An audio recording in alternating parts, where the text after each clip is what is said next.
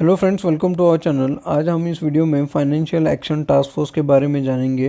पाकिस्तान को 3 साल बाद भी इस लिस्ट में क्यों रखा गया है, क्या शर्तें थी उसने पूरी नहीं की है, भारत पे पाकिस्तान ने क्या आरोप लगाया है, ग्रे लिस्ट में पाकिस्तान कब कब शामिल हुआ है, ये पूरा डेटा हम देखेंगे।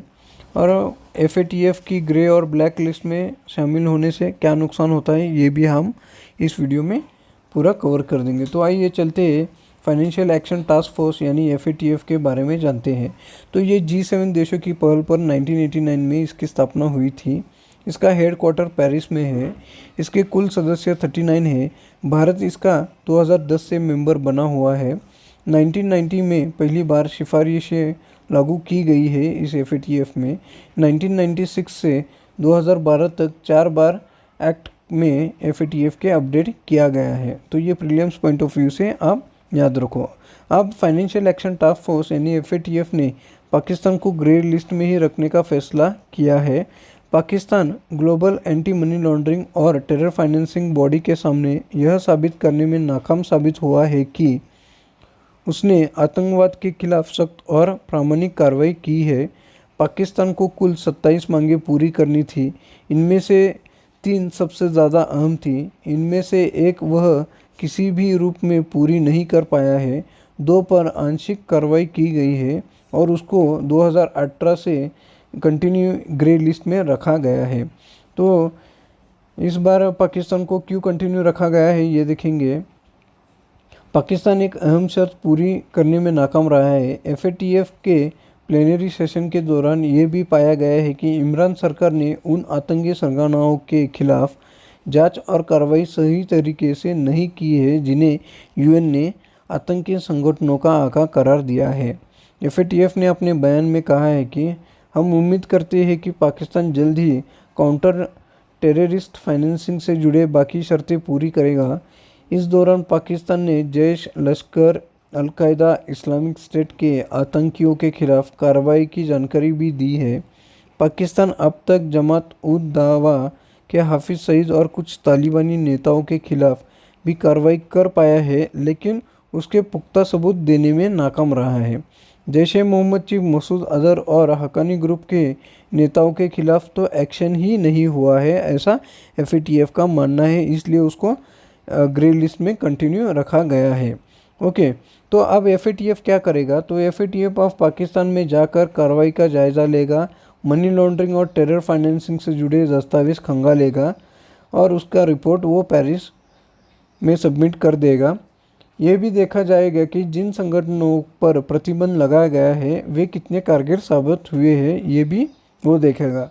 अब इसी बीच पाकिस्तान ने भारत पे ये आरोप लगाया है कि भारत इस मंच का इस्तेमाल सियासत के लिए कर रहा है। वो पाकिस्तान के खिलाफ प्रोपोगेंडा इंटरनेशनल चला रहा है। दुनिया के सामने वो पाकिस्तान को बदनाम करना चाहता है, ऐसा पाकिस्तान का भारत पे आरोप है।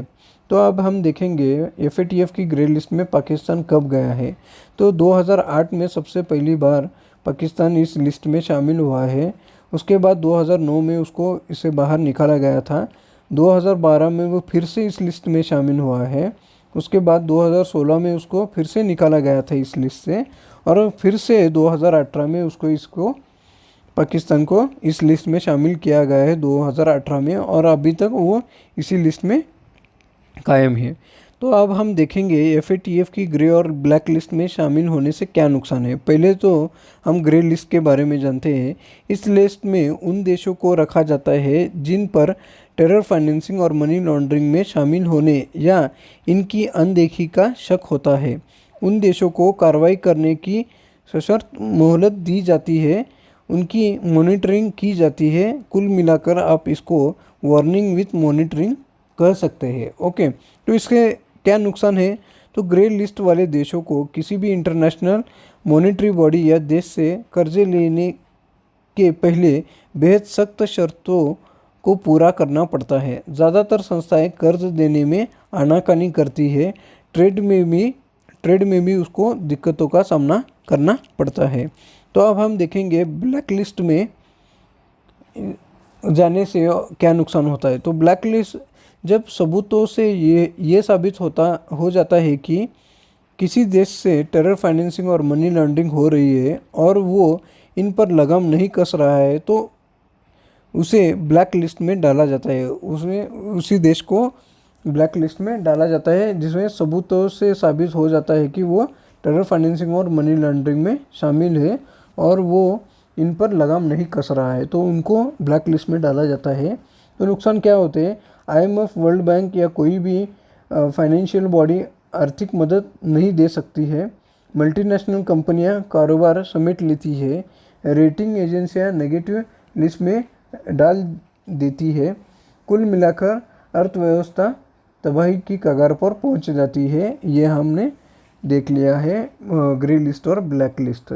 तो ये थी पूरी जानकारी FATF के बारे में। और पाकिस्तान को 3 साल बाद यानी 2018 से लेके अब तक ग्रे लिस्ट में ही बरकरार रखा गया है क्योंकि उसने ठीक तरह से काम नहीं किया है। तो ये थी पूरी जानकारी। Thank you.